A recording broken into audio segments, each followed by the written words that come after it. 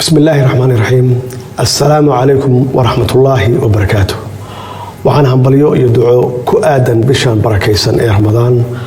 عن أدريا الأمان ضدك الصوماليات إيوه ومدى مسلمين تاه بشان صنقاتك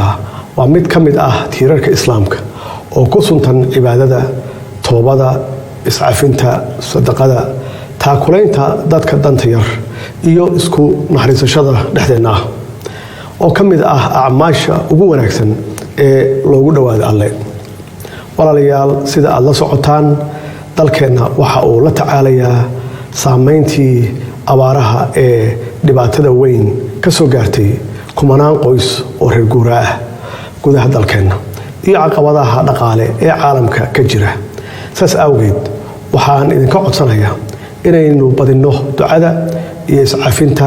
inagoo alle ka baryana inuu dalkeena iyo dadkeenaba barakeeyo sidoo kale fadliga bishaan barakaysan awgeed waxaan ugu baaqayaa dadka Soomaaliyeed meel walba ay joogaan gudaha iyo dibadda in ay xoojiyaan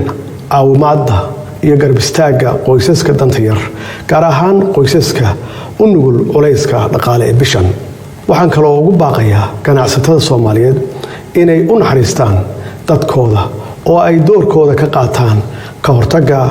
sicir bararka badeecadaha iyo adeegyada taas oo mas'uuliyad wadajir ah oo diinta iyo dhaqanka suuban ay nafarayaan hay'adaha amniga waxaan farayaa inay feejignaan dheeri ah u yeeshaan dhagarta iyo falalka guracan ee ay soo maleegayaan argagixisada al-shabaab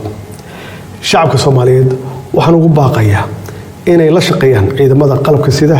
qaybahooda kala duwan ee u taagan sugidda amniga dalka ilaalinta nafta sharafta iyo hantida dadka Soomaaliyeed